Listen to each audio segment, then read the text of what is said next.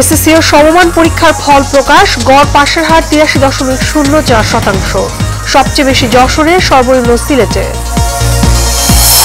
শিক্ষা খাতে ব্যয় নয়, বিনিয়োগ করছে সরকার, বললেন প্রধানমন্ত্রী। ছেলেদের পিছিয়ে পড়া কারণ খুঁজে বের করার তাগিদ। এবং দেশ পরিচালনা করছে জনগণের সরকার, কোনো অদৃশ্য শক্তি নয়, মন্তব্য বায়দুল কাদেরের। বিরোধীদের দমনে ব্যস্ত সরকার, বললেন ফখরুল।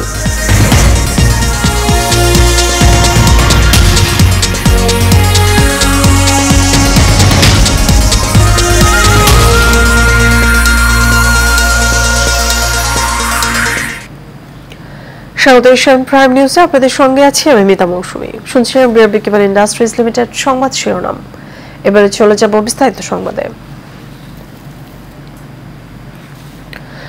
এসএসসি এবং সমমান পরীক্ষায় বেড়েছে পাশের হার। গত বছরের তুলনায় বেড়েছে কিছুটা জিপিএ-5। পাশের হার এবং জিপিএ-5 দুটোতে এবার এগিয়ে রয়েছে মেয়েরা। ফলাফল ঘোষণা উপলক্ষে আয়োজিত প্রেস কনফারেন্সে শিক্ষামন্ত্রী মহিবুল হাসান চৌধুরী নওফেল বলেন, এবার সমন্বিত উদ্যোগে বেড়েছে পাশের হার। ফলাফল প্রকাশ হওয়ার পর রাজধানীর শিক্ষা প্রতিষ্ঠানগুলোতে উচ্ছ্বাসে মেতে ওঠেন কৃতকার্য শিক্ষার্থীরা। সামির আহমেদের তোলা ছবিতে বিস্তারিত জানাচ্ছেন নূর মাহমুদ ভুইয়া। বাঁধ ভাঙ্গা উচ্ছ্বাসেই বলে দিচ্ছে আজ স্বপ্ন জয়ের দিন। এ যেন অপেক্ষার প্রহশ্বাস হওয়ার মহেন্দ্রক্ষণ। রবিবার প্রকাশিত চলতি বছরে মাধ্যমিক ও সমমান পরীক্ষার ফলাফলের পাশের হার 83.04%। সর্বোচ্চ পাশের হার 92.32% যশোর শিক্ষা বোর্ডে, আর সর্বনিম্ন 73.35% সিলেট শিক্ষা বোর্ডে। এছাড়া মাদ্রাসা ও কারিগরি শিক্ষা বোর্ডে পাশের হার যথাক্রমে 79.66% এবং 81.38%। এবার মোট কৃতকার্য হয়েছে 3,41,444 জন। ফলাফলের পাশের হার এবং জিপিএ-5 দুটোতেই এগিয়ে মেয়েরা। সাংবাদিক সম্মেলনে যে প্রেস ব্রিফিং এ আপনাদের সকলকে স্বাগত জানাচ্ছি। সচিবালয়ে ফলাফল বিশ্লেষণ শেষে শিক্ষামন্ত্রী জানান, সমন্বিত উদ্যোগ নেওয়ার পরেই এই ফলাফল অর্জন করা সম্ভব হয়েছে। যত বেশি বৈজ্ঞানিকভাবে স্বীকৃত শিখন পদ্ধতি যত বেশি আমরা রপ্ত করতে পারবো এবং শিশুদেরকে শুধুমাত্র ফলাফল নির্ভরতা, পাশ ফেলের যে জটিলতা সেটার মধ্যে থেকে বের করে নিয়ে আসতে পারলে আমরা অবশ্যই শতভাগ সেখানে আমরা লক্ষ্য অর্জনে সক্ষম হব। এদিকে আশানুরূপ ফল পাওয়ায় নিজেদের অনুভূতি প্রকাশ করেন শিক্ষার্থীরা। জানান, মা দিবসে মাকে দেয়া শ্রেষ্ঠ উপহার এটি। যেহেতু আজকে মাদার্স ডে, সো আমি আমার আম্মুকে বেস্ট একটা রেজাল্ট দিতে পারছি। সো হ্যাঁ, আম্মু অনেক প্রাউড ফিল করতেছে, বাবা অনেক খুশি। আমার এইম আছে যে আমি বিএতে চান্স পাবো, সো সেই অনুযায়ী আমি এগিয়ে যাচ্ছি। আম্মু অনেক সাপোর্ট করেছে। আম্মু সাপোর্ট না করলে হয়তো এত দূর আসতে পারতাম না, এত ভালো একটা রেজাল্ট করতে পারতাম না। আমার খুবই ভালো লাগছে, আলহামদুলিল্লাহ। আমরা অনেক এফোর্ট দিছি আমাদের পড়ালেখার পেছনে এবং কাঙ্ক্ষিত ফলাফল আমরা অর্জন করতে পেরেছি। So we are really happy. দীর্ঘ সাধনার পর ফলাফল ভালো করায় খুশি অভিভাবকেরা।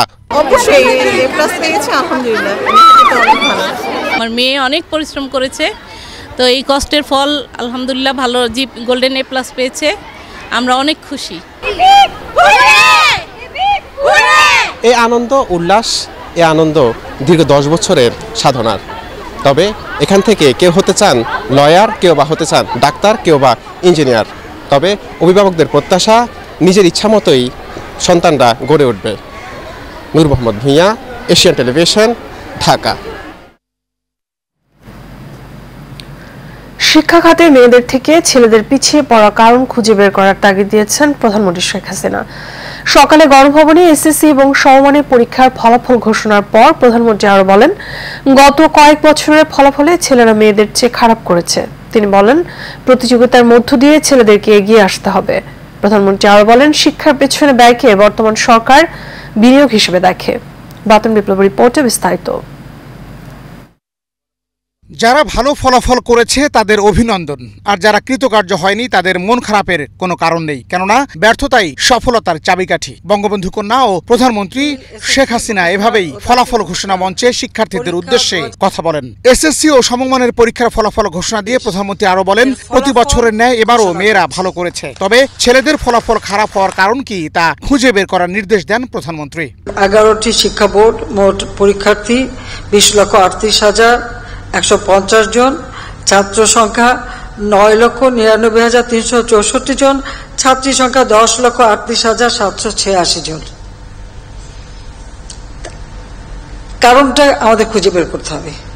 আমার কথা হচ্ছে কেন ছাত্ররা কম, এটুকু বলবো যে এখন থেকে আমাদেরও সেটা উদ্যোগ নিতে হবে যে কি কারণে আমাদের ছাত্ররা কমে যাচ্ছে। পাশের হারের ক্ষেত্রে দেখা যায় অনেক ক্ষেত্রে মেয়েরাই অগ্রগামী, সেটা খুব ভালো কথা, কিন্তু তারপর আমি বলবো যে এই বিষয়টার দিকে আমাদের দৃষ্টি দিতে হবে। গেল কয়েক দশকে দেশে শিক্ষার্থীর সংখ্যা যেমন বেড়েছে তেমনি পাল্লা দিয়ে বেড়েছে সাক্ষরতার হার। তবে এখন বিশ্ব পরিমণ্ডলের সাথে তাল মিলিয়ে শিক্ষাঙ্গনকে ঢেলে সাজাতে হবে। সাধারণ শিক্ষার পাশাপাশি কারিগরি শিক্ষা, বিজ্ঞান ও তথ্য প্রযুক্তির উপর গুরুত্ব বাড়ানোর তাগিদ দেন প্রধানমন্ত্রী।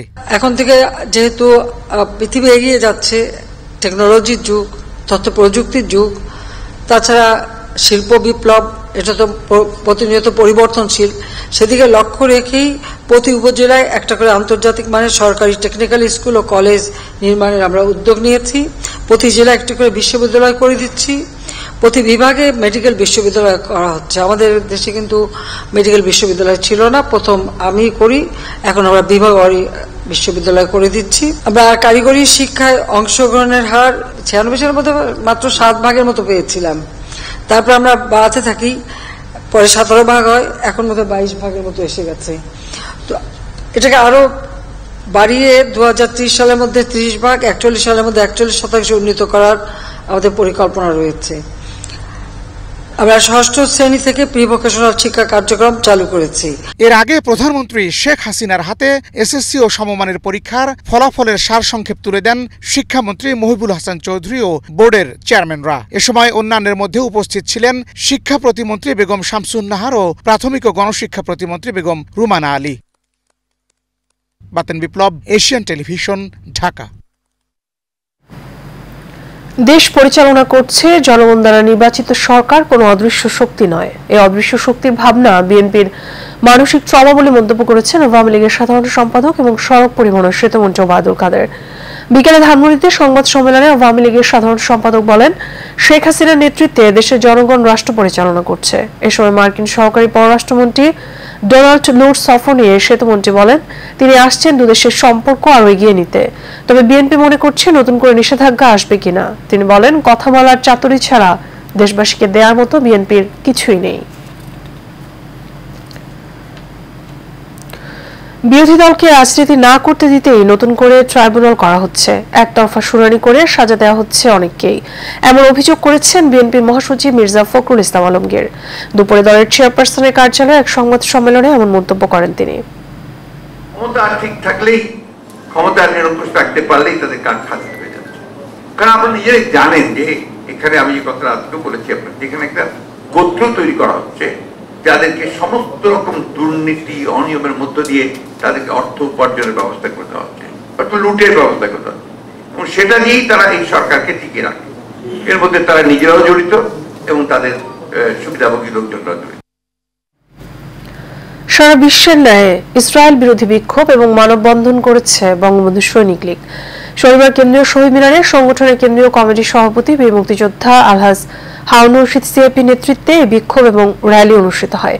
এ সময় বিশ্বব্যাপী চলমান যুদ্ধ বন্ধে ব্যবস্থা নিতে বিশ্ব নেতাদের প্রতি আহ্বান জানান বীর মুক্তিযোদ্ধা আলহাজ হারুনুর রশিদ সিএপি। শহীদুল হক জীবন এবং আবির হোসেনের ক্যামেরায় কাউসার আহমদের রিপোর্টে থাকছে বিস্তারিত।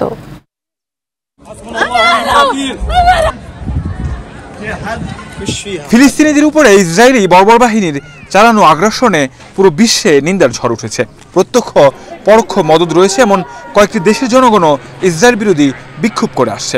ফলে দু একটি দেশ ছাড়া সবাই এখন ফিলিস্তিনিদের চলমান অবস্থার অবসান চাইছেন। বিশ্বে অন্যান্য দেশের মতো বাংলাদেশও সরব বিষয়টি নিয়ে।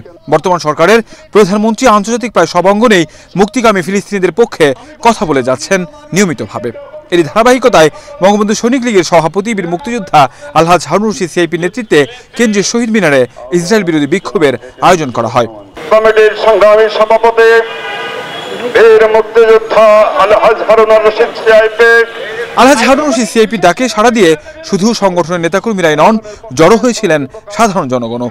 এ সময় তার বক্তব্যে তিনি বলেন, প্রধানমন্ত্রী শেখ হাসিনা যেমন ইসরায়েলের আগ্রাসনের ব্যাপারে পুরো বিশ্বকে আহ্বান জানিয়েছেন, তেমনি আরব সহ পুরো বিশ্বের মুসলমানদের সোচ্চার হওয়ার আহ্বান জানান তিনি। মাননীয় প্রধানমন্ত্রী নির্দেশে সারা বিশ্বে এই ফিলিস্তিনের পক্ষে কথা বলা যেতেছে। যেই কোনো মিটিংয়ে যায় প্রথম ফিলিস্তিনি, তারপরে আমাদের রোহিঙ্গা, এই কথা দুইটা জিনিস বলে যেতেছে। বিচার যদি মিডল ইস্টে যারা আছে, সৌদি আরব, আমিরাত যারা আছে, এরা যদি একটু চেষ্টা করে, সৌদি আরব এবং ইরান চেষ্টা করতেছে, ইরানের যথেষ্ট চেষ্টা করতেছে, তুর্কি চেষ্টা করতেছে, এবার মুসলিম কান্ট্রি যারা আছেন তাদের কাছে আমার আকুল আবেদন, আপনারা এক হইয়া স্বাধীনতা করে দেন। পাখির মতো গুলি করে হত্যা, নির্বিচারে নারী সহ একটি জাতিকে নিধন করা এই বর্বর জাতির বিরুদ্ধে সুযোগ থাকলে আরো একবার অস্ত্র ধরবেন বলে জানান বাংলাদেশের রণাঙ্গনের এই বীর মুক্তিযোদ্ধা। ইসরায়েলের বিরুদ্ধে ইসরায়েল যেন আল্লাহ তাআলা তাকে ধ্বংস করার জন্য আমরা দোয়া করি আল্লাহর কাছে। আল্লাহ তার যে এই শক্তি আল্লাহ দিছে, এই শক্তি একমাত্র আল্লাহ ছাড়া আর কেউ পারবে না, কারণ কেউ কথা সে রাখতেছে না। মাননীয় প্রধানমন্ত্রীর কাছে আকুল আবেদন, আপনি হুকুম করেন, আমরা চলে যাই ফিলিস্তিনের পক্ষে যুদ্ধ করব। আমরা মুসলমান এখন আমাদের আকুল আবেদন, সারা বিশ্বের মুসলমান এক হইয়া এই ইসরায়েলকে খতম করার ব্যবস্থা করুন, নাহলে ইসরায়েল আস্তে আস্তে ফিলিস্তিনকে শেষ করতেছে। এবং যেভাবে দেখলে চোখের পানি আসে, শিশু বাচ্চারা কিভাবে হত্যা করতেছে। এ সময় ইসরায়েলের চলমান এই যুদ্ধের নিন্দা জানান সৈনিক লীগের নেতাকর্মীরাও। অবিলম্বে এই আগ্রাসন বন্ধ না করলে পণ্য বয়কট সহ নানান কর্মসূচির কথা জানান তারা। আমরা ফিলিস্তিনের পক্ষে, আমরা আমাদের যতটুকু যোগ্যতা আছে সমস্ত যোগ্যতা দিয়ে ফিলিস্তিনিকে আমরা সাহায্য করতে চাই। আপনার হুকুম পেলে আমরা সারা বাংলাদেশের সমস্ত সৈনিক লীগের সৈনিকরা আমরা ফিলিস্তিনের পক্ষে যুদ্ধ করতেও প্রস্তুত। আমাদের নেত্রীও যদি হুকুম করে, আমরাও হাজার হাজার লক্ষ বাঙালি যুব আমরা যাব ফিলিস্তিনে যুদ্ধ করতে, ইসরায়েলের বিরুদ্ধে যুদ্ধ করতে, ফিলিস্তিনকে স্বাধীন করতে আমরা নেত্রীর অপেক্ষা আছি। ওদের টার্গেট হলো শিশু, শিশুদেরকে যেভাবে নির্মমভাবে হত্যা করতেছে, আহত করতেছে, মা বোনদের হত্যা করতেছে। মহান আল্লাহ রাব্বুল আলামিনের কাছে প্রার্থনা, আল্লাহ তুমি ওদেরকে হেদায়েত দাও, নতুবা ওদেরকে ধ্বংস করে দাও। বঙ্গবন্ধু সৈনিক লীগ একটি যে পদক্ষেপ নিয়েছে, আজকের এই প্রতিবাদ করেছে, এটা অত্যন্ত ন্যায়সঙ্গত। এই প্রতিবাদে আমাদের নেতা হচ্ছেন, মধ্যমণি হচ্ছেন সিআইপি হারুন রশিদ, তার নির্দেশে আজকে আমরা এখানে সমবেত হয়েছি। যারা সব দেশ, জাতি এবং ধর্মের মানুষের এখন একটাই দাবি, অবিলম্বে বন্ধ হোক চলমান এই আগ্রাসন। পরে বঙ্গবন্ধু সৈনিক লীগের কেন্দ্রীয় সভাপতি আলহাজ হারুন রশিদ সিআইপির নেতৃত্বে কেন্দ্রীয় শহীদ মিনার থেকে একটি র্যালিও বের হয়। কাউসার আহমেদ, এশিয়ান টেলিভিশন, ঢাকা। এবার সারা বাংলা।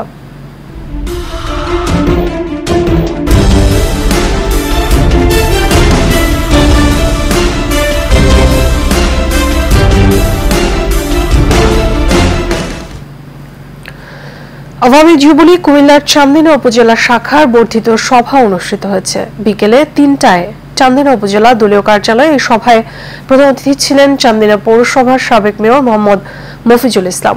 বিশেষ অতিথি ছিলেন মাইজখার ইউনিয়ন আওয়ামী লীগের সভাপতি হাজী মোহাম্মদ জামাল উদ্দিন।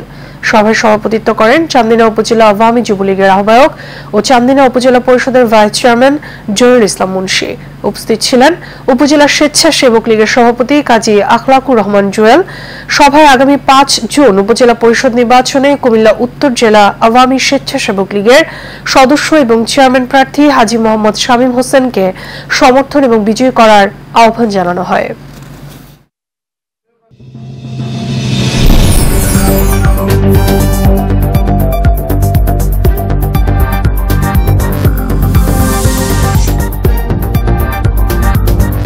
এবার এইচএম স্টিল চট্টগ্রাম সংবাদ। চট্টগ্রাম নগর আওয়ামী লীগের সাধারণ সম্পাদক এবং সাবেক মেয়র আজম নাসির উদ্দিন বলেছেন, ইসলামের 5টি মূলনীতির মধ্যে হজ অন্যতম। তিনি আরো বলেন, প্রত্যেক মুসলমানের কাছে পবিত্র হজ পরম আরাধ্য। নেক আমলের সাথে হজ আদায় করাই সবার লক্ষ্য। নগরী একটি কনভেনশন হলে হজ প্রশিক্ষণ কর্মশালা এবং সম্মেলন অনুষ্ঠানে প্রধান অতিথির বক্তব্যে তিনি এসব কথা বলেন। এ সময় মোহাম্মদ হাসান নূর চৌধুরীর সভাপতিত্বে বক্তব্য রাখেন চট্টগ্রাম ৮ আসনের সংসদ সদস্য আব্দুস সালাম, নগর আওয়ামী লীগের সহ সভাপতি অ্যাডভোকেট ইব্রাহিম হোসেন চৌধুরী বাবুল সহ অন্যান্যরা।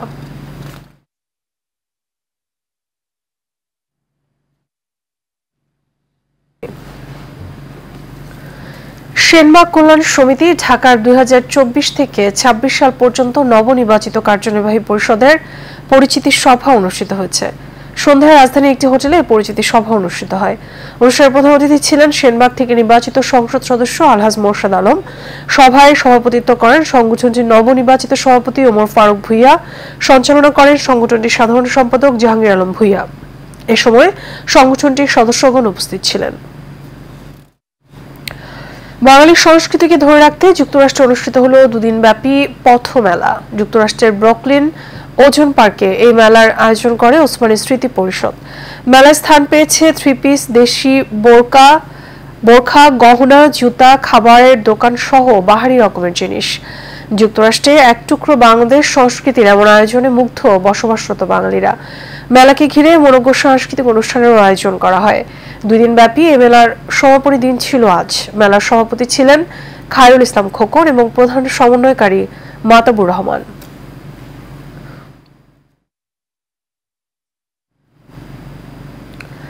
সড়কে যান চলাচলে বিআরটিএর নতুন গতিসীমা যুক্তিসঙ্গত নয় বলে দাবি করেছে বাংলাদেশ মোটরসাইকেল কমিউনিটি। তাদের দাবি, যেখানে রিকশা, ভ্যান 30 থেকে 40 কিলোমিটার গতিতে চলে, সেখানে মোটরসাইকেল 30 কিলোমিটার গতিতে চলা কোনোভাবেই বিজ্ঞানসম্মত সিদ্ধান্ত নয়। তারা আরও বলেন, সড়ক দুর্ঘটনার কারণগুলো অন্যতম হলো ত্রুটিযুক্ত যানবাহন এবং অদক্ষ অনিরাপদ চালক। এই দুটি নিয়ন্ত্রণ করা গেলে দুর্ঘটনা কমে আসবে বলে উল্লেখ করে মোটরসাইকেলের জন্য নির্ধারণ করা নতুন গতিসীমা পরিবর্তনের দাবি জানান তারা।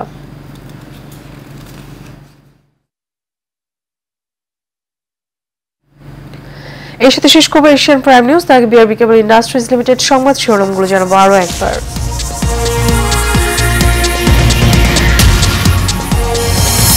এসএসসি ও সমমান পরীক্ষার ফল প্রকাশ। গড় পাশের হার 83.04%। সবচেয়ে বেশি যশোরে, সর্বনিম্ন সিলেটে। শিক্ষা খাতে ব্যয় নয়, বিনিয়োগ করছে সরকার, বললেন প্রধানমন্ত্রী। ছেলেদের পিছিয়ে পড়া কারণ খুঁজে বের করার তাগিদ। এবং দেশ পরিচালনা করছে জনগণের সরকার, কোনো অদৃশ্য শক্তি নয়, মন্তব্য ওবায়দুল কাদেরের। বিরোধীদের দমনে ব্যস্ত সরকার, বললেন ফখরুল। এশিয়ান প্রাইম নিউজ এ পর্যন্ত। আমাদের পরবর্তী সংবাদ দেখার আমন্ত্রণ রইল। এতক্ষণ সাথে থাকার জন্য ধন্যবাদ সবাইকে।